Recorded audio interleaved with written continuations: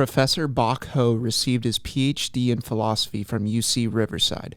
He currently teaches philosophy at Cal State University Fullerton, Orange Coast College, and is an organic intelligence coach. OI is defined as the unique clinical practice of human empowerment, resiliency, and compassion to resolve the impact of stress, trauma, and PTSD.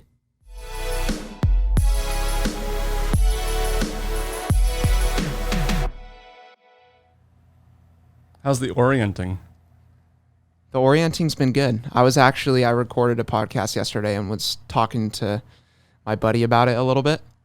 And I mentioned it to someone else today too. It's kind of just a natural habit now that I'm trying to implement without completely disengaging from conversation, because as we've discussed, sometimes people can interpret it as being disconnected or daydreaming. Like, we even see those shots in Hollywood. We've been bred to that it's rude to disengage.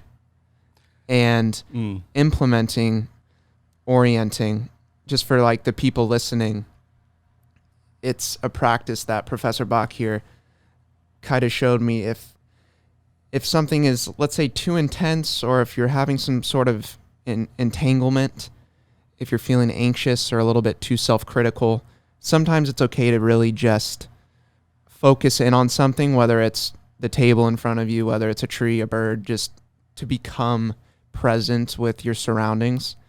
Because one of the big parts of OI, as Bach will talk about, is just using your senses to kind of remain connected and not get lost in the whirlwind of just thought. Inner intensity. Yeah, the inner intensity, because it's so prevalent now where people think they're doing their due diligence by being critical of themselves and developing really strict habits. And if you fall out of that realm, then you're like, oh, I feel bad. Like, I didn't go to the gym today, or I didn't stay disciplined. And from what I've gathered from you is OI kind of teaches you to not be critical, to have the capacity to where if you miss the gym, your day's not ruined, that you're not really reliant on it. And let's start there. I want you to kind of break down the basis with, when we say OI, it's organic intelligence. It's this new theory and therapy movement, which isn't necessarily a philosophy. It's an actual practice with things that you can implement. So if I'm, let's say, a troubled individual seeking assistance, and there's all these different typical therapies that are usually laid out for us, if someone were to come to organic intelligence and they're seeking help, where would you basically start? How do you guys assess clients, and what would that be like? Can I first say a little bit about what OI is and how it differs from mainstream? Absolutely. Just grab that and put it in front of you a little bit. Perfect. So yeah, how does it differ from the mainstream therapies? Yeah, so let me consult the notes that all right, so one huge fundamental difference between OI and mainstream approaches to therapy, self-help, and just common life advice is this. Mainstream advice and therapy, overall, it tends to tell you to do what is painful, to do what is uncomfortable. So you have social anxiety, let's practice talking to people, and 1,000 other things. Just let's exercise, let's get your diet in order, let's work on your social skills, let's work on your monitoring of your cognitive thoughts, let's work on feeling your emotions rather than running away, let's work on talking about your childhood and your past, and instead of running away, you're told to do things that are uncomfortable. That's common therapy, common self-help, common advice. You're afraid of talking to that girl, your friends will say, no, do it. Just man up, have courage, do what's uncomfortable, stay out of your comfort zone. That's common therapy. According to OI, there is a place for doing what is uncomfortable. There is a place. So sometimes we have to do washing the dishes, doing chores, etc. We have to do things we don't like that are painful. However, first, many people, their systems, when I say system, I mean their overall biology, their physiology, their organism, their physical structure, and all the thoughts, emotions, and sensations and images they have that's an outgrowth of the activity in their physiology, their system. Many people, their systems are too dominated by inner and disorganizing intensity, such that they cannot sustainably do things that are painful and uncomfortable. They cannot sustainably do that and grow. So giving advice, you should go on a diet, you should exercise, you should monitor your thoughts, you should talk about your past, you should feel your emotions, you should stop doing drugs, you should stop drinking so much. It's a waste of time because their system cannot practice that advice yet. And these are just highly disorganized systems, and which we call phase one. They're really chaotic. So mainstream advice of doing what is challenging and uncomfortable is just a waste of time. Now, OI has certain protocols that will help phase one systems get organized enough so that you have enough motivation and agency and willpower so that you can actually do stuff on your own behalf, get your life in order. And this we call phase two, when your system is organized enough to do a bunch of stuff to get better, to live life, to be productive. However, this phase two is for OI only preliminary, whereas for mainstream culture, managing your life through effort is regarded as the ideal. Like the pinup of the ideal is someone can really do what's uncomfortable and challenging and painful and be really good at their diet and exercise and working hard and monitoring thoughts and feeling their feelings. And that's regarded as the ideal. For OI, that's actually preliminary because it's possible with certain protocols to continue to organize your physiology so that it can live more easily and pleasurably without having to manage itself so much through all the self-care activities that people talk about. All right. So it's not necessarily like you cannot do intense things, but you need some sort of reprogramming at the phase one base level to kind of let your body do it in autopilot without, let's say, getting too stressed or having like detrimental effects on your biology. So for example, like a Navy SEAL, someone that performs the most intense feats any human can do, can still be, let's say, part of OI and be organized and just have the capacity to engage in those activities when need be. You mean in doing what's painful, doing what's uncomfortable? Yeah. Yes. We all just have to do that. Yeah, I don't want people, as you've already prefaced a little bit, to be like, oh, this is something that just is trying to push you away from doing anything hard. Like, don't run up that mountain because OI is like, no, you can just chill and not do it if you don't want to. It's more of like, if you're that really troubled teenager that just has all this internal angst, instead of going to the point where like, all right, we need to start challenging you. You need to start running up that hill. No, we can maybe get there, but eventually we can get there. But for now, let's just focus on getting your internal kind of struggles. Yeah. I'm doing something uncomfortable right now. I'm sitting in your ergonomics chair, which is not very comfortable, but I'm choosing to do it, and it's okay. It's a saddle. And it'll be fine. Oh, it's a saddle, ergonomic saddle. It's for your spinal health. It's for my spinal health. That's right. It's not so comfortable, but I'm doing it, and it's overall. That's just a quick, lighthearted, humorous example. We all do things we don't like to do that are uncomfortable, and you have to do that stuff in life. But OI is saying, try to minimize it to absolute necessity. Much advice cannot be implemented if your system is too disorganized. And so when people keep giving each other advice of do this, do that, and then you'll get better, it only adds pain and shame to those other people whose systems cannot do it. I see. Yet. Okay, so... And... Go ahead. Eventually, when they can do stuff on their own behalf, ultimately the goal is to try to make that as easy and pleasurable as possible. So if someone's system is disorganized, you mentioned phases. So to my understanding, it's phase 1, phase 2, phase 3. So if you have a client coming in for care, is that how you would even talk about a client like coming in for care? Is that how you guys talk about it? Because it's coming in the medical field. No, well, it's not a client is coming in to improve their lives. Yes. And one thing we're trying to figure out is what phase are they in? I see. If they're in phase 1, which would mean they're dominated by inner intensity of fight, flight, and freeze, that means we have a certain approach, which is don't tell them to do stuff. Don't tell them to exercise. Don't tell them to orient, which is a certain OI practice. Kind of meet them where they are. Meet them where they are, join them. Don't try to change them. Join them in their intensity. If they're full of fight and flight, if they're angry and energetic, then you join them at that energetic level. If they're more withdrawn, if they're lower energy, if they have access to thoughts, but not so much emotion or physical sensation, then join them there in that more freezy zone. You join them, and the goal is to establish trust and safety and see what the system is doing and wait for the system. And here it gets a little bit, we're doing more OI education here.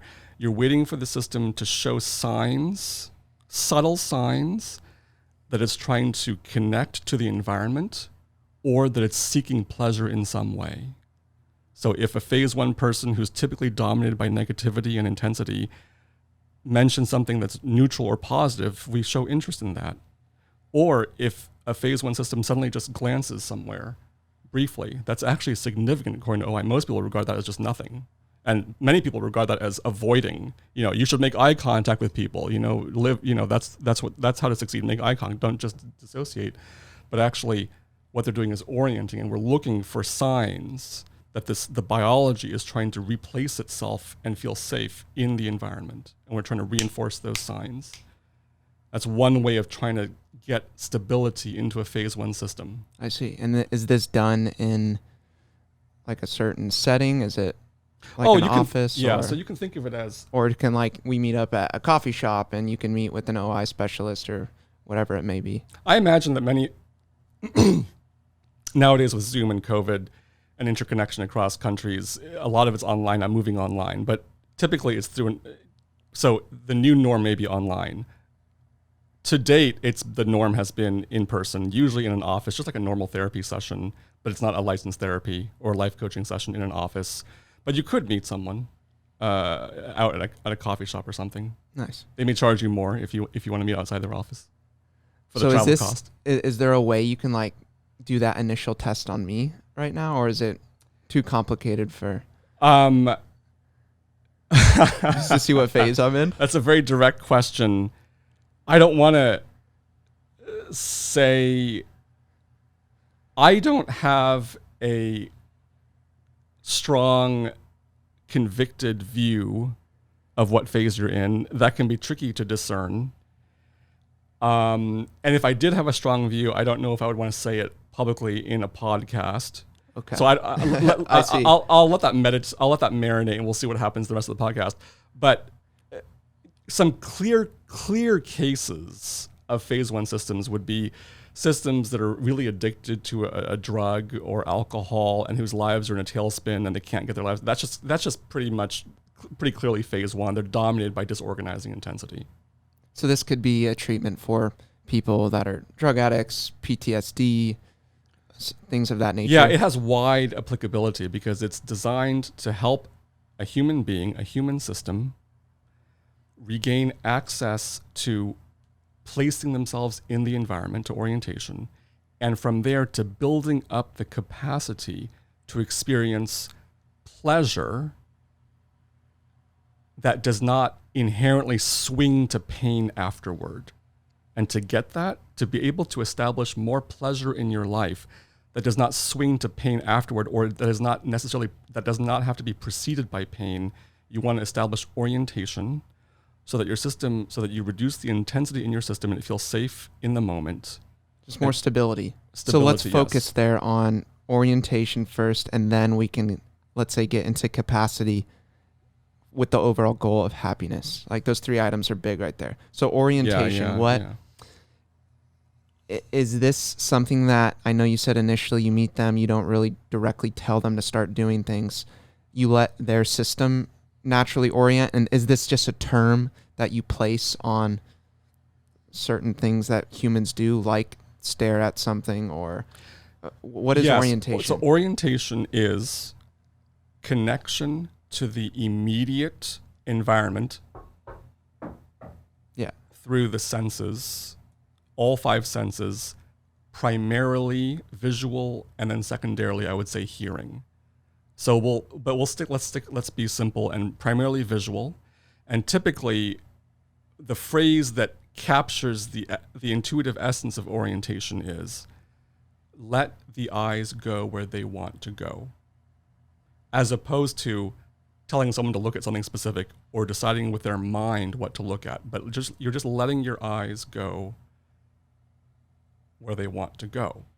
And that's letting your system, that's inviting the person to not trying to control themselves with their mind, but let the system connect naturally with the environment.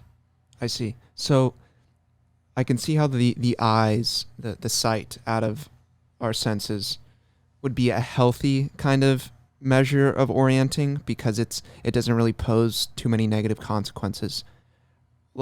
What about, let's say... Can I interrupt you? Of course. That's actually huge, because a major premise on which OI is based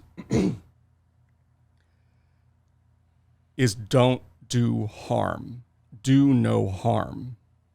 Whereas many common approaches to therapy and self-help and just common advice do harm. They add unpleasant intensity to another person. They're telling a person to do what they find challenging and uncomfortable. So that's actually, in a sense, doing harm. They'll justify it by saying, well, we're telling you to do harm temporarily because there's a long-term benefit. But OI is serious when it says there's a way to feel better by feeling better, not by feeling worse first. So we really take seriously do no harm. And I'll try to minimize how much I interrupt you. That was totally okay. That was an important point. Yeah. So on the flip side, because I was kind of leading into an example which could be defined as harm. Let's say if someone's oriented based on their senses to food, to really unhealthy food, fast food, cigarettes, alcohol, are there confines within OI where you still are advising against some sort of action? Like you just said, do no harm. I know you're meeting someone at their individual place, but would you still... You're oriented towards cheeseburgers 3 times a day right now. You can't. You should not be performing that action. How would they deal with that? If someone is addicted, let's say to whatever, just cigarettes. If someone is addicted, that's a phase 1 system, and telling someone you should stop smoking, you should quit drugs, you should cut down the cigarettes, it's likely going to accomplish absolutely nothing except add painful intensity to them. So that's why the 3-phase model in OI is so important. The advice, do what's painful, do what's uncomfortable. It's not practicable. It's generally not practicable for a phase 1 system. So if you're in the throes of addiction, that's just the law. That's what your system is doing. That's the law. Sometimes on a biochemical level, if you're addicted to a substance that you literally cannot get off of, otherwise it could take your life. Yes. For like alcohol, for example. Yes. Your system is literally programmed to consume that. But I have to say, because I have this sense that I may be speaking on matters that I'm not fully qualified to speak. So let me qualify a bit and say, there are existing therapies that are backed by, I'm sure, research and a lot of practice and data for treating addiction that may be painful, and they may work. And if they work, that's awesome. What OI is saying is it's bringing in a different perspective, and the perspective is when it doesn't work, there's an explanation for why, which is if you're dominated by inner intensity, you cannot practice those measures of let's cut down on the addiction. But if a therapy is working for you, that's awesome.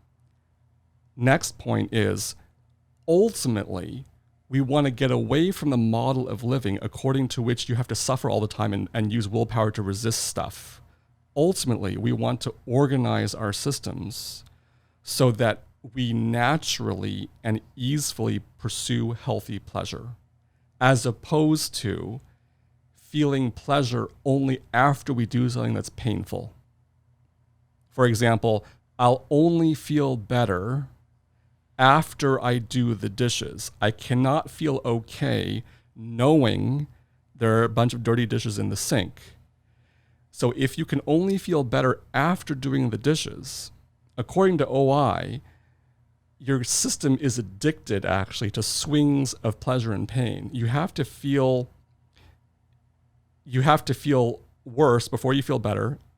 If you feel crappy that there are dishes in the sink before you feel better after cleaning them, or you clean them immediately so that you don't have to feel the pain of knowing they're there dirty in the sink. I see. So it combats the idea of like you only know light if you've seen darkness. Like you have to, as Gary Vee would say, eat shit now for a couple years before you can like truly make it. Or it's the idea of investing in sacrifice now for a future pleasure. What OI says is you can actually have both. It's like there's a way to make it in a non-intense, super stressful, hypercritical way. In a painful way, right. So when you hear that common idea, you can't feel pleasure unless you feel pain. Mm-hmm. Which is so painful to hear because it's so oversaid. It is almost. But let me interrupt you a bit. Yes. So when people say you can't feel pleasure unless you feel pain, that for many people, when they say that, they're coming from a place of articulating this attraction to living in a way that's addicted to swings between pleasure and pain. For OY, there's a possibility of not being addicted to swings of pleasure and pain. There's a possibility of having your baseline be orientation, neutral connection to the environment. You feel okay. You're just sitting here in your room and you feel okay and you're oriented. And then you see if there's an impulse to do something. Make a sandwich, go to your phone, take a walk, call a friend, take a nap, keep orienting, do some work, whatever it is. But your baseline can be that of orientation, as opposed to your baseline being caught in constant swings of intensity. I see. Do you think modern day American society rewards those swings in intensity? Because I'm kind of thinking about it, and it's like within an organization or a company, someone wants to hire that go-getter, someone that's just a crazy salesman on it all the time, high intensity, gets shit done, boom, bang, bang, you know, and someone who orients, who's seen as like kind of calm and maybe not on 10 out of 10 all the time, but knows how to relax and turn it off.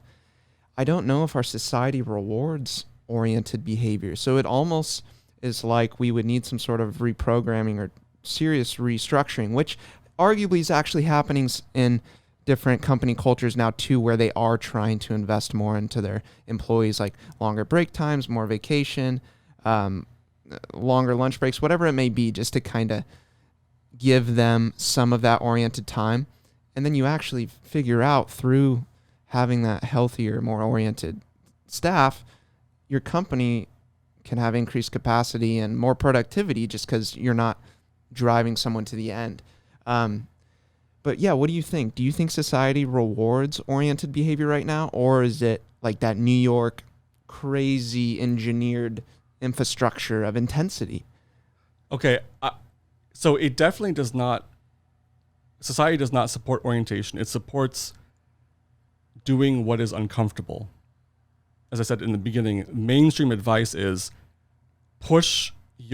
stay out, don't live in your comfort zone, challenge yourself, push yourself, be uncomfortable, get comfortable with being uncomfortable. That's the main message. The message of being comfortable is not so loud. Now, OI is not saying focus on having a minimal, relaxed, de-stressed lifestyle instead of being super ambitious and trying to achieve a lot. It's not saying that. Some OI people will say that because there's a lot of leftists in OI and they tend to be anti, Capitalism, productivity, selfishness, greed, productivity, industrial progress, technology, and so forth, accumulation, consumption. But I don't think that the leftist views are not inherent, I hope, in OI. I may be wrong about that philosophically, but let me just dodge around that issue because it's too complicated, but you can revisit it if you want later. OI is saying, let's establish orientation, stabilize your system, and from there we increase your capacity to handle intensity easefully. And the more intensity you can handle, the more complexity and challenge you can handle in your career and in relationship. So in that sense, OI can be used in a very productive, capitalist, profit-seeking, pro-technology, pro-advancement way. And it's not necessarily in some sort of hippie way that there's going to be some people imagine like, oh, this is just philosophical talk. This is kind of that hippie vibe. I don't think it's that at all. It's like you just said, if you're constantly, and there's people out there that maybe can operate in this fashion and still be truly happy if you're just constantly on all the time, high intensity. But I think that it can be implemented. And if you show that you can still have the capacity, as you were saying, it gives you the tools to still be that incredible salesman, to still be that incredible CEO, to still be someone that's providing true value to society and however you want to. It's just giving you like what tools and that capacity to... Can I? Yeah, absolutely. OI is not against high intensity living. It's not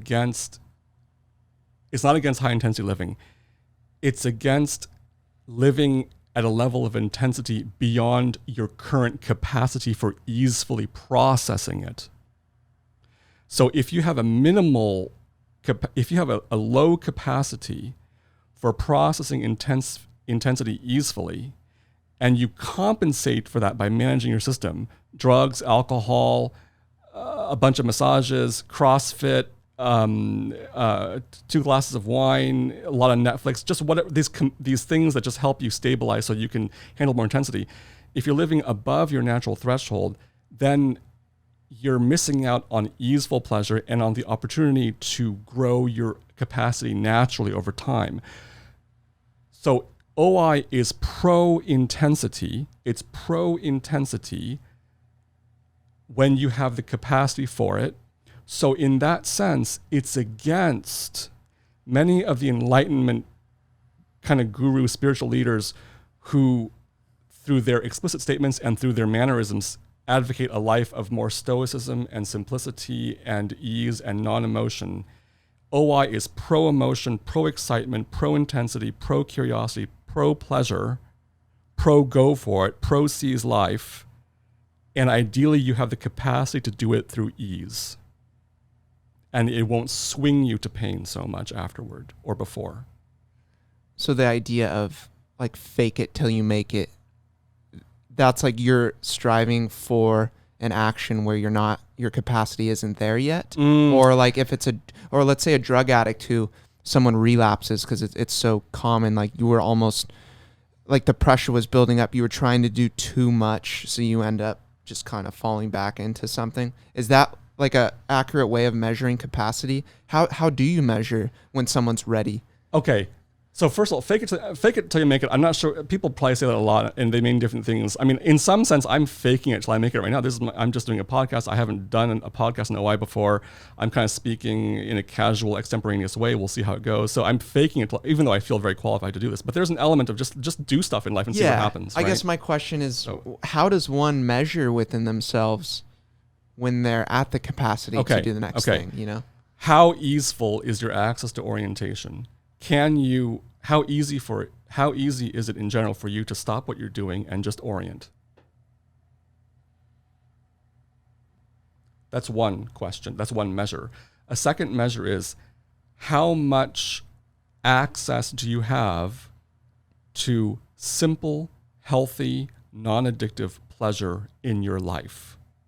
How much of your life is enjoyable, positive affect, positive emotion, in a way that's not somehow feeling like it's tied to threat of pain on the other side of that or preceding it. So those are two quick measures. How much access do you have to orientation? And how much simple, healthy pleasure do you have in your life that doesn't have that frenetic quality of being tied to pain on the other side? I see. I know it's variable for defining these simple pleasures, but do you have any off the top of your head that would be common within OI? It's very pleasurable to be sitting here with you. It's pleasurable to feel the fan and the air conditioning. It's pleasurable to be talking about OI. The colors here are quite pleasurable. Actually, there's some pleasure in my arm being on this desk. My feet feel some pleasure from being on the carpet. So that's one thing OI does for you when you begin to orient and stabilize orientation, is that it opens up the door to a wide breadth of low intensity pleasure. Whereas many people, if they're addicted to high intensity, they don't have access to the low intensity pleasure. They only have access to the high intensity pleasure over their capacity, which swings them back to pain. I see. What if, for example, let's say a big wave surfer, the people that claim like their threshold is so high, I only find that true euphoric happiness if I'm rock climbing or riding 100-foot wave. If that person's capacity is truly there, but then they also like just enjoy their morning sips of coffee, like the love of their significant other, like simple things too. Is that because like when you're on that wave, like that's one of the most intense things you could ever do. Otherwise you could die. So you don't have time to like really think about the nuanced little things there. You're focused on what you're doing. Oh, like, yeah. Where Certainly. would that fall? Okay. Into... So I'm not saying, OI is not saying in every moment of life you should be focused on smelling the roses. Okay. Sometimes you're doing stuff, like you're hard at work. Giving a presentation. You're focused on, you're doing a final exam or something like that. You're not, right. So if you have access to a wide range of pleasures, of a wide range of intensities, while having access to orientation, you're gold. That's exactly where we want to be. Many people, they're in freeze, which is a condition in which there's so much overwhelming intensity in their system, and it's kind of backlogged, that there's so much overwhelming, there's a threat of so much intensity coming from their system that the system shuts down a lot of access to emotion and pleasure. So they're not able to experience pleasure very easily. Some of these people, to feel something, they have to go for a really high intensity experience, which is often could be a dangerous experience because that produces a lot of intensity. They have to go, maybe the big wave surfing is an example. They have to go for a high intensity experience just to feel something because there's so much freeze on the system. I see. The scenario that's popping into my head is someone in a typical 9-to-5 cubicle, just caught in the daily rhythm, super unhappy, but have bills to pay, and that's their free state, and they feel stuck. Like, by definition, they are stuck. And in order to get an escape or to feel healthy, they got to go to a strip club, do cocaine, and get absolutely hammered just to like kind of escape what they felt, to only go back to their free state. So, God, it's so challenging because there's so many people. That's the typical. I'm not claiming everyone under an organization's in that mental state, but it's the idea of, we all have been told it before too, like, oh, you don't want to be in that 9-to-5 cubicle job that you hate and you're stuck with bills. Free state does not seem like a good time. So how would OI, for example, advise someone to kind of get out of that? Orient to pleasure. If it leads to you quitting your job and maybe having to move or losing your home, if that is allowing small scale happiness. And because in life you will have to do things that you don't want to do. Like you need to make money to support your roof and your family or whatever. You have to find work. You may not enjoy it. So often we have to do things that we don't want to do, but we want to try to minimize it. And well, it's tough. Your question, okay. Your question is just it's the question. Here's about, we have many examples of people who are unhappy in their jobs. What should they do? From an OI perspective, first of all, there's value in homeostasis. That's a point. This is worth making now. For OI, there's value in your current state of being stuck. The homeostasis, the value is at least you're stable, at least you have something going on. Change can be scary, so at least your current situation, you're familiar with it. So there's a value there that just deserves to be acknowledged. And OI somewhat distinctively acknowledges the value of the status quo of your current stuck situation, which may not be that great. Whereas much mainstream advice, it just encourages you to change and challenge yourself and become something different. But I would say let's actually honor the fact that you're getting a lot of stability from your current situation, even if it's kind of crappy emotionally. It wouldn't be like, oh, you need to quit, go jump over the edge, really take that risk. Why? It wouldn't. Yeah, because that is exactly the mainstream advice. Do what's painful, do what's scary, do what's uncomfortable, do what's challenging, do what you're afraid to do what you don't want to do. Whereas OI would say, no, we're not going to tell you to do things that are painful in general, unless it's absolutely necessary. But that's in general, we will not tell you to do things that are painful because you're not going to do them. It's just going to add shame and painful intensity to your life.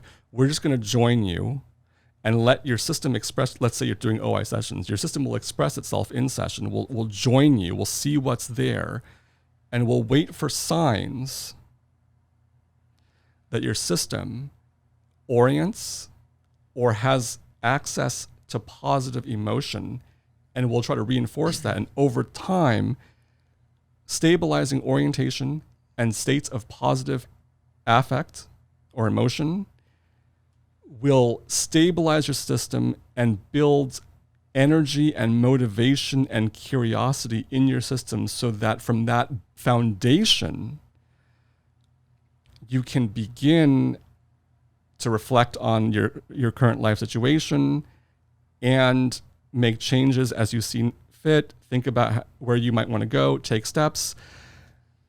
Here's an idea. Yeah. That the changing of your life, the guy who's in the cubicle 9 to 5, not happy, whatever steps are involved from changing from that to whatever your concrete vision of a happy life for him is, in some sense, OI is saying those steps kind of take care of themselves if you get orientation and access to positive affect online as soon as possible. I see. Because statistically, I was thinking of the cubicle example. There are going to be outliers where quit the job, jump off the edge. We've heard this story before, and they actually make it. But I would argue the vast majority might, in their already stressed state, don't achieve that success and happiness, and maybe it throws them into a worse spiral. To where, if, like you said, if you're able to orient, and let's say you're able to find those little nuggets of happiness throughout your day in your cubicle, and it brings you to a higher level of capacity to where maybe you start allocating 2 hours in the evenings, where before you were so unhappy and you were so tired that you couldn't think of doing any more work outside of work.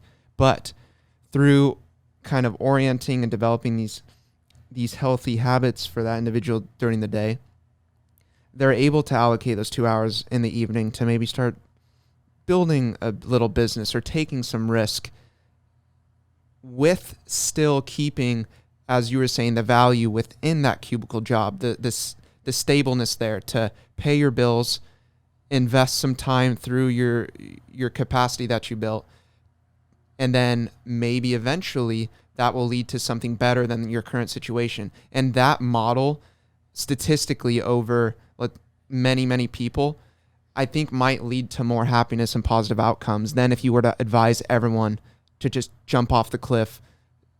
Don't think about it, quit your job, just do it. Just do it. Because then you'll have a couple outliers who actually, amazing success stories, highlighted on the news.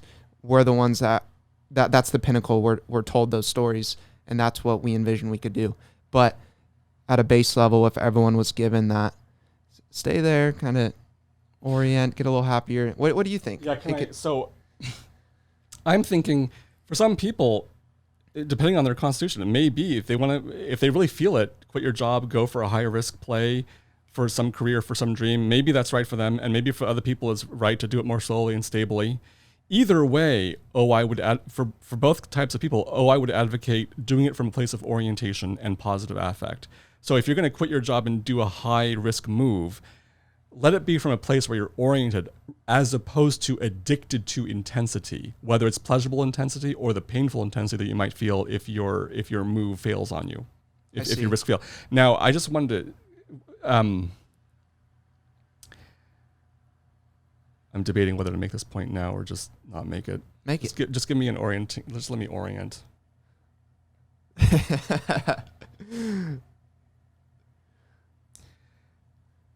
I'll make it. One aspect of OI that I'll introduce here is that it holds that much of the growth process will be non-linear, non-predictable, and instead spontaneous.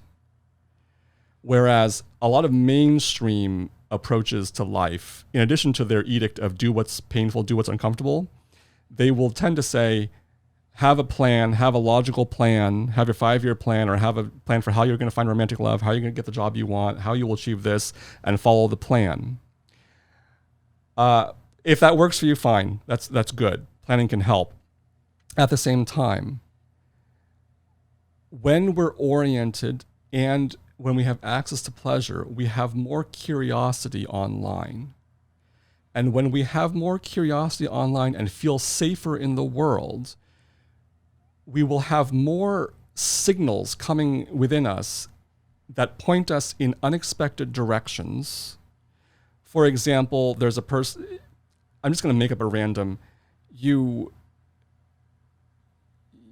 I will say nothing is random. Let me continue. Let me continue. So, sorry. Let's say I suddenly have the impulse to go bowling. I don't ever have the impulse to go bowling. But now, for many people, they may just shut that down and think, well, that's whatever. I have my 5-year plan. I got to get here. And let me follow my plan, not waste time. But for OI, the more oriented you are and the more access you have to pleasure and therefore natural curiosity, it does advocate if you're oriented, if you have access to positive, stable affect, pay attention to spontaneous signals. And yes, they may take you astray from some kind of linear plan that you had, but you may gain something from following that signal that you would not have been able to break, that may materially redound positively on the main values of life, which are work and love. So the material point here is that non-linearity and spontaneity are an important aspect of a life of orientation and focus on healthy, simple pleasure. I see. Yeah. Which is hard to measure sometimes in the short term, which people kind of have trouble doing with different services for like mental health, let's say. They find that challenge. It's like, no, I want to know when I'm going to be better, and they're hypercritical of how to measure it. Yeah. But we'll get back to that. No, as I was kind of measuring my own actions and choices over time, to where now there's just kind of terms applied to it, because I think I was always kind of, I don't want to say against, but I never felt the need to truly write down like a 1-week plan, a 1-year plan, a 5-year plan. Because I truly believe that just through my care for people, knowing who I am and the actions that I just take on a day-to-day basis without thinking about them too much, that eventually things are just kind of going to happen. Like, I feel like I'm heading in the right direction. Nice. And not to say that 5-year plans don't work for some people, but what I'm getting at is when I hear the Gary V's and some people being very critical that, like, you need to write things down, you need to meet your goals, you need to do X, Y, and Z, high intensity. My system has always pushed away at that. And I've then at certain moments internally judged myself. You are being lazy. You are not doing what you're supposed to be doing. Little hints. But then I always fall into my state of, no, I believe in myself and what I'm doing. If that works for them, yeah, I kind of listen to myself to where I don't need that high intensity rubric or structure to get things done in my life, because I just, through communicating with people and through being honest and trying to have a moral and ethical compass, which isn't perfect, I do my best to define it, but I think things end up working out over time. And I've said it on the podcast before, and you just brought it up, that if you're oriented, this is just how OI is defining it, then things tend to work out over time. And to shout out Dustin Poirier, a UFC fighter, he said, like, on the flip side, that karma isn't a bitch, it's a mirror. So if you're not oriented and you're in this internal chaos, the negative cycle tends to repeat itself. People like to identify as karma. I think that's just, you're just begging those outcomes because of that intensity and not being oriented. Yes. So you said, interesting. Yes, it is interesting. And I felt warm in my body when you said you feel like you're on the right track. All these other people are telling you to have linear plans and follow, but you feel like what you're doing makes sense. You feel like you're on the right track organically. Yeah. Is that live for you right now? Are you feeling that right now? Is it live? Is it just a real thing for you right in this very moment that you're feeling like you're on the right track?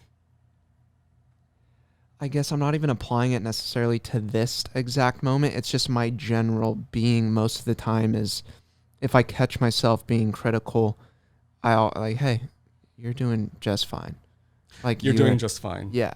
I'm gonna ask a question, maybe strange, and if it fails, it fails, but you're doing just fine, right?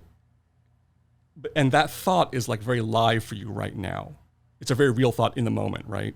Because you've articulated. Yeah, right? I mean, yeah, absolutely. Because based on what you said, I was reflecting on my choices over the past 10 years and kind of. Yeah. So let me ask you,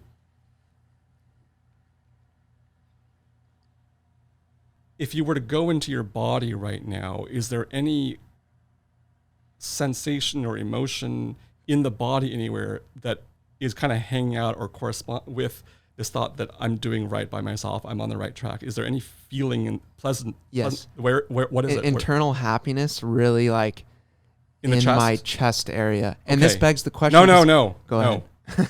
Can we feel? Go Can we ahead. feel the pleasure in the chest? Can we hang with the pleasure in the chest? Just hang with the pleasure. No talking. Minimal talking. If you need to say something to me, you can. But can we just feel the pleasure in the chest? Is that possible?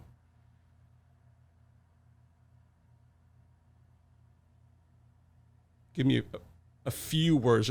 So is it? Yeah, okay, absolutely. Okay, so let's hang with the pleasure in the chest, and let me know what like maybe does it deepen? Does it expand in the body? Just let me know. Expanded almost instantly to the limbs. It's expanding in the system. Let's let it expand. We're just hanging with the pleasure in your system, letting it expand in your system.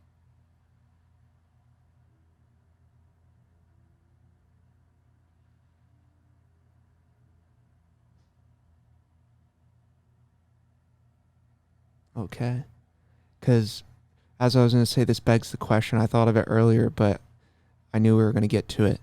Is the biological connection to, let's say, these chemicals that were making me feel a certain way, like corresponding with certain thoughts, as When people are happy, there's chemicals corresponding with that. When people are super stressed, there's chemicals corresponding with that, because OI does focus on the biology too, right, of the body, and getting a healthy system, not just philosophically speaking with words.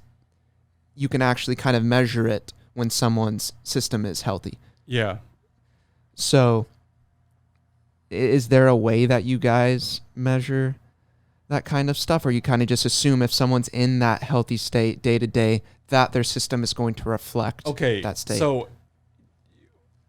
we measure in a variety of ways. One is what phase is someone in, and towards that end, we're looking at how much access to orientation do they have? Do they have easy access to orientation? How much access to positive affect do they have in life? Pleasure, simple, healthy, non-addictive pleasure. How much of that is in their life? Are they dominated by high intensity, by fight, flight, and freeze?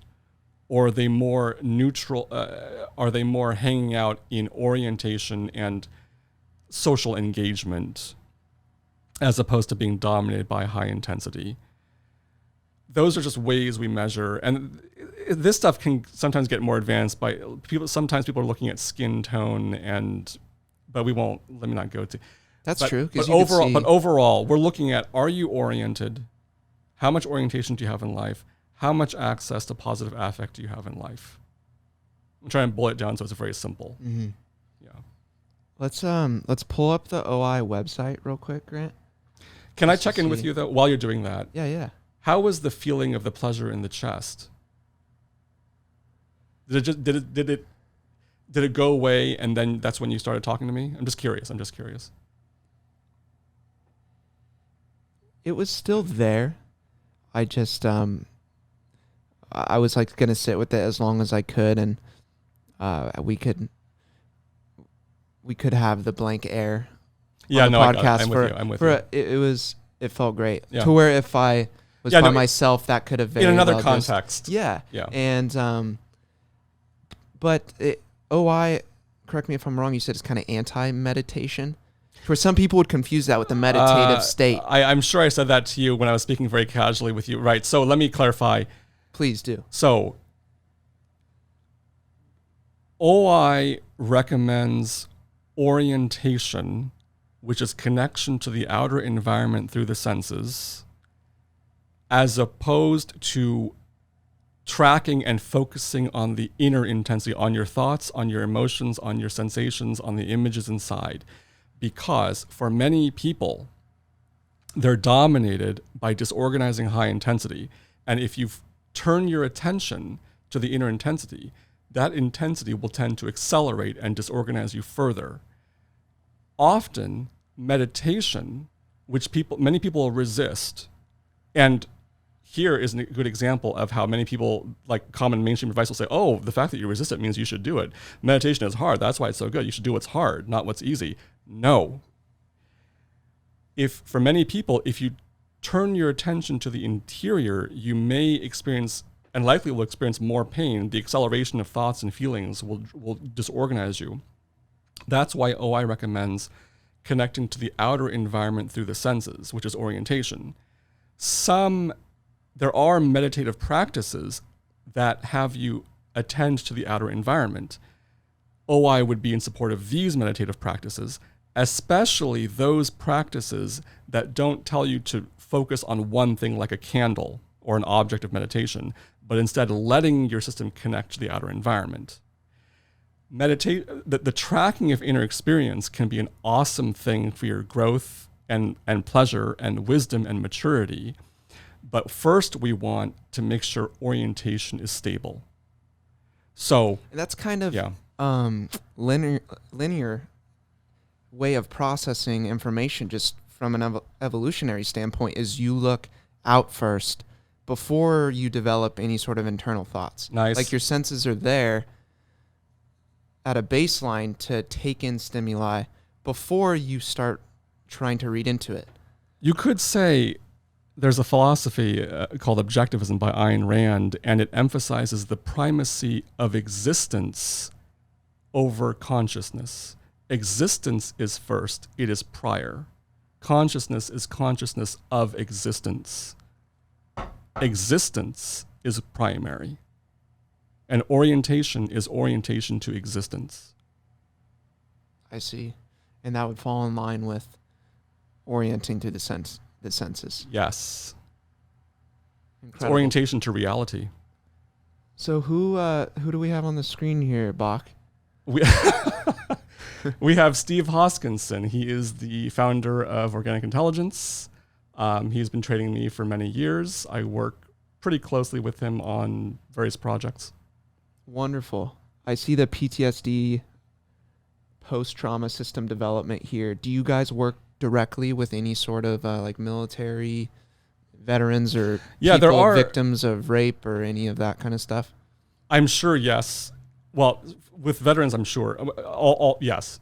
There are OI people who work with veterans, and there've been I've gotten some anecdotes that veterans take pretty well to OI. They find it a much pleasant relief from the typical exposure therapy and CBT sessions that they're required to do or pushed to do, because what we're inviting the veterans to do is orient to pleasure, orient and feel positive affect.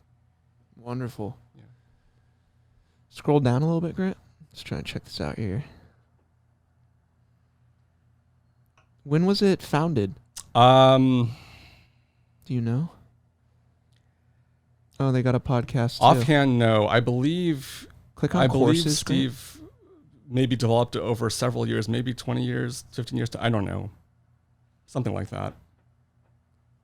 He originally was a teacher for a modality called somatic experiencing, which is a form of trauma theory that focuses on physical sensation, and then developed OI, and now which is now its own thing, and he's busy promoting OI. Awesome. Well, I mean, I can get behind any sort of methods that help people find overall happiness. And when you first started explaining it to me, even though OI doesn't discriminate against low intensity or high intensity individuals, I feel just from the philosophy behind OI that it really could be applicable to those low intensity young adults, or any adults for that matter, who are just, they feel like they don't fit. They're the ones that sit in the corner. They're the ones that don't want to talk to that girl because they feel pressure from everyone around them, like I should be doing X, I'm not doing X, so that I feel really shitty inside. And then you're just caught in that cycle.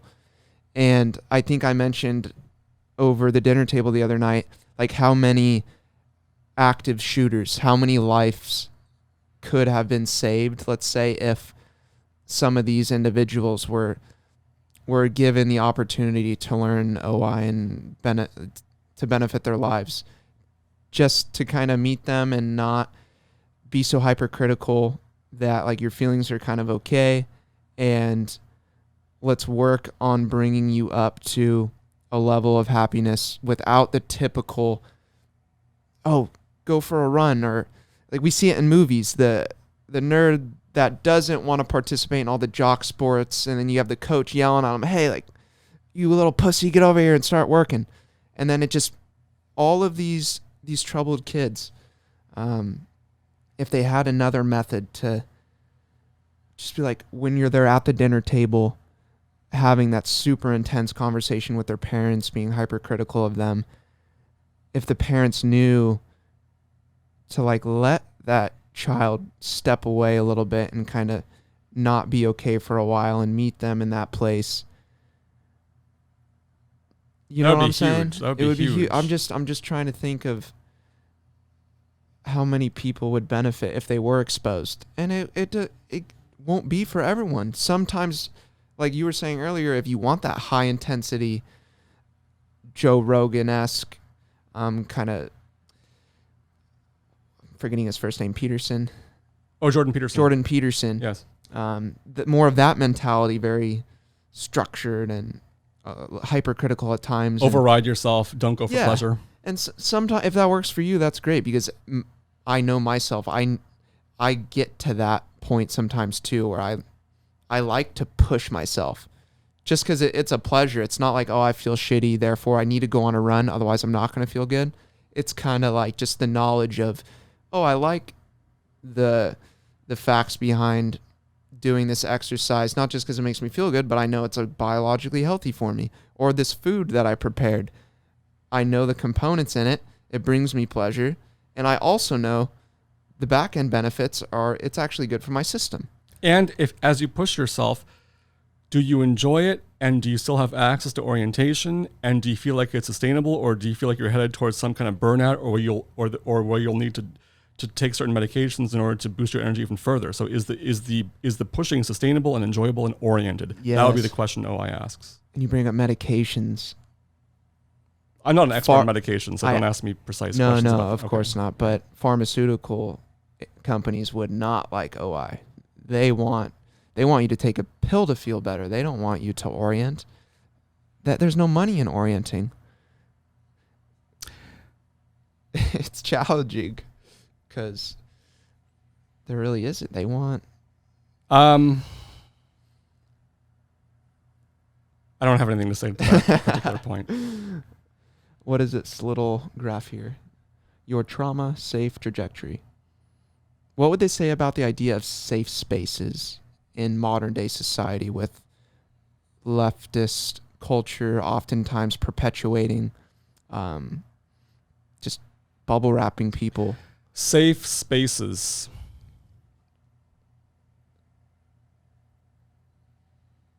I'm just needing a moment to... I know you're doing a podcast, and I think it's good. You want there to be talking, but... No. But... Orient. Thank you.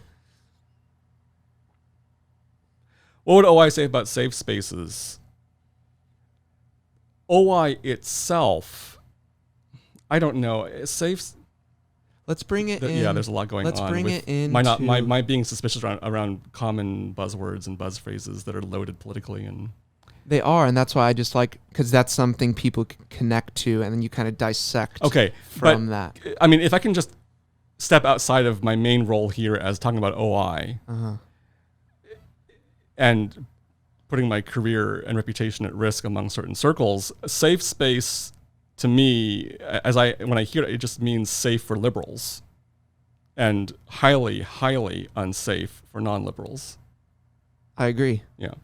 Because like the framework of what's right and wrong, what's nice and not nice gets changed based on whether you're left or right sometimes, which is a little unfortunate.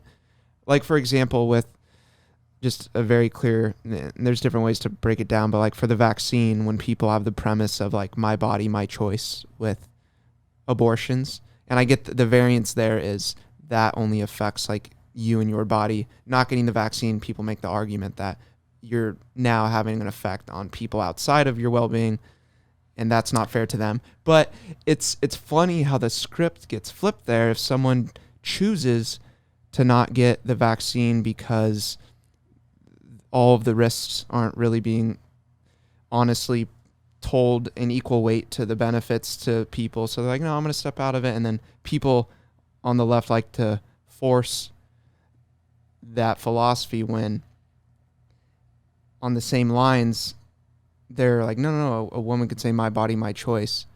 And I don't really have any skin in the game either way with it. But it's just, yeah, the safe space word. It's safe for people on the left, but then someone who has countering ideas, instead of like engaging, and a true safe space would be, in my definition, would be everyone, all colors and creeds of all different philosophies and people that view the world in different ways. That's where you have healthy debate. And it's about protecting people from not like imposing physical harm on someone else. Of course, anyone would agree, whether it's someone on the left punching someone on the right or vice versa for disputes they're having. That's not healthy, but I think that there could definitely be some work on expanding what a safe space is, because I want to hone in now on, and please I want to say something. This is not about OI. It's a claim I'm going to make. It's more radical. It's getting more radical, but I don't think people say, oh, it's ideal to have healthy debate among people of different viewpoints. Yes, that's what you're all about. You're like open-minded guy, mind meetings. But I think people having different viewpoints and debating is not per se healthy and is not per se good. I think what is good and important and necessary is for the individual to choose to activate his mind and think. And to whatever people, I'll just stop there. What's important is that the individual choose to think. Most people don't try to learn how to think well or try to practice thinking well. I think instead they just have these opinions, which may be half-baked, that they may think they've earned the right to have, but I don't know if they have earned the right to all of their opinions. And they just share their opinions. And then when different people of different opinions are having a debate, they regard that as healthy. There may be a value in social engagement, but as far as actual progress in thinking and finding out what's right goes, the answer has to be every individual must choose to think and learn how to think and do it well. And there is a strand there's a lot of cultural forces, including in therapy, meditation, enlightenment, self-development kind of circles that implicitly or explicitly and strongly shame thinking and rationality and logic and reason. They say things like, we Westerners are lost in thought. It's a way of shaming rationality. And it's challenging too, because even within academia now, and you can directly speak to this, I'm sure, a place that's supposed to be for thinking and growing has now shifted one direction, almost politically, to where it's not encouraging the logic and the trying to program yourself on how to think. So then now we have these individuals where it's so one-sided, and academia now is very heavily liberal and left. When people graduate and go out into the real world, now you have these belief systems that are being applied to corporate structures, to government, to engagement on social media. Yeah. And it is what it is, because based on what you were saying, I totally agree with people using their brains to the best of their ability and trying to think and not just form opinions, but really deep dive in how you got there. But the problem is people will go through that process and still end up on two completely separate paths. One person thinks socialism is the way to fix everything. The other person thinks that capitalism and free market economy is the way to fix things. And they both truly believe that through their logical process, they ended up at the right choice. And I mean, that's not a question that we can truly answer right here, because there's people that exist that think they have the answer, and then on the other side of the aisle, they think they have the answer. And then that's when people come together and should try to debate. And God, it's challenging though. You get what I'm saying though, because people that go through that process will still end up on different ends of the aisle. I don't think that's of any primary concern, because what people need to do is think. And if they come to different viewpoints, that's just what's going to happen. But the solution is to think. And then over time, people like to say the marketplace of ideas. That's when you're putting me. By the way, I just want to self-report that I'm kind of feeling this uncomfortable. Like, I've said things in this podcast so far that I've revealed certain views I have that I didn't know if I intended on revealing, and I'm thinking about how much damage is this going to do to my career in various ways and among certain circles I belong to, which is very interesting. What's happening in the moment is how much do I want to share with you in this podcast, and how much will I want to edit out afterward? I don't know. Maybe this whole thing will just be out there. But But you're being open and honest, and you're being true to yourself. But I want to say this one thing. Trying your best to think is kind of a vague, maybe an empty thing if you haven't learned how to think. So learning how to think is crucial, which if you ask me how to do that, that gets into even more deeper, more radical territory that I don't know if I want to touch. But I will say that I just want to reiterate my point that many people have the view that it's good that there be multiple viewpoints interacting. To a large extent, the attraction to that view, that it's good to have multiple viewpoints interacting, that's coming from a place of just skepticism and the view that there is no truth. So the best thing to do is just to have everyone fight each other and debate so that we don't really go anywhere too extremely wrong. Instead, I'm saying we can arrive at truth by thinking, and people should learn how to think and do it if they're going to have views on philosophy and politics that they think they have earned and that they are going to share with others. Otherwise, just say, I'm not qualified to speak on this matter. I don't know. I think there's a lot of merit to that, because that does not happen as nearly as often as it should. And I want to credit you, because in taking your course at Cal State Fullerton, it was one of a couple philosophy courses that really trained my brain on how to think.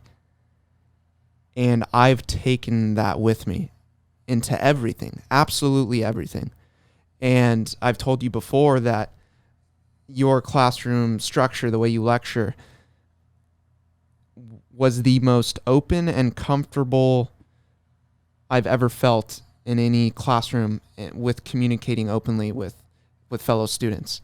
And it's, correct me if I'm wrong, like the Socratic method of teaching, where you present scenarios, and to be specific, the class was business ethics. But what I thought was fascinating is the majority of the semester, and you didn't really realize it in the moment or even for the first couple months, but towards the later end, you were kind of developing these skills in thinking. The students and how you were lecturing was base level thought and presenting scenarios that weren't necessarily applicable directly into the real world, but you were really questioning and challenging your system before material at the end of the course was now we're using inside that corporate structure, inside these realistic scenarios. And then you're like, whoa, in the hindsight, those different days where you're like, fuck, why are we learning about this? Like, this isn't real. People would oftentimes push back, like, oh, this doesn't make sense. It's not real. But then at the end, you're like, holy shit, that brain training is now helping me. It has so much merit in applying it to this real life scenario. And the Socratic method of teaching completely changed my life. Like taking your course, it absolutely changed my life. And the ability to see the scenario on the board, and it was polling to where you would ask people what their opinions were, yes, no, or undecided. And it's okay to hang out in the undecided realm if you're like, I don't really feel a certain way. And there's so much merit to that nowadays, where, as you just said, if you don't know something, don't feel obligated to speak on it. Just kind of hang out in limbo, do your due diligence, and then maybe come to a decision. Nice. And the class structure is very much that, to where yes, no, undecided. You'll have individuals that, for whatever reason, through their experience or they're quick to think, can make a choice, yes, no. Some people undecided. As we played out these scenarios, which did not have a time limit necessarily, sometimes it would go into the next class, was because you're not forcing that decision. But then you would see people, the structure was, if you're in the undecided and you change your mind, you could instantly raise your hand, you would call on someone, and they'd switch to yes, they would switch to no. And then at the end of the scenario, you would kind of see where the class fell. And most importantly, even with dealing with really difficult topics like the preservation of life, topics that beg like the abortion question, you still had healthy dialogue. Sometimes would get a little intense, but overall, between college students, we had lots of healthy dialogue. And they're just like, thank you for that. First and foremost, thank you for that. Because it's still, thank you. It still stays with And me. you're It's welcome. been, what was that, 4 years ago? I think it was about 4 years ago. And I don't know if you remember David Adams. He's the one that told me to take your course. And I texted him earlier that you were coming out. Oh, He was nice. so stoked. Thank you for such warm praise for my class. I'm glad you got so much out of it. Organic intelligence, the ideas, I developed my teaching method before discovering organic intelligence. At the same time, it employs a lot of the principles of organic intelligence. And as I've learned more about organic intelligence, I apply those principles even more. And sometime we can go, I don't have the brain power to explain how exactly OI informs the teaching right now, but it does a lot. And you probably have that sense. Absolutely. Yeah. How can people take your course? What's it called? For at least You want to market? You're giving me the to market. I don't remember the exact. I just remember it was business. People can take my ethics. course if they're at Cal State Fullerton or Orange Coast College and they want to. Yes, yes, OCC too. But please, I highly advise it if you're out there. I mean, everyone should experience it. Thank you. I appreciate that a lot. I appreciate that a lot. In training your brain on how to go through processes at a baseline before you're thrown out into the real world, I think is incredibly important. Nice. So, but thank you so much for like coming on, sharing more about OI. I think it's going to help a lot of people. The website will be in the link if people want to learn more information about it. Also, you can put your contact info there if you'd like, if people want to reach out for coaching. Oh, wow. We want to market my. Yes, okay, yeah, please. How can people contact you? Okay, bachoicoaching at Gmail. Bachoicoaching at Gmail. Beautiful. Yeah. Bach, thank you so much. Thank you. And with that being said, you guys, talking goes a long way, and we'll catch you next time.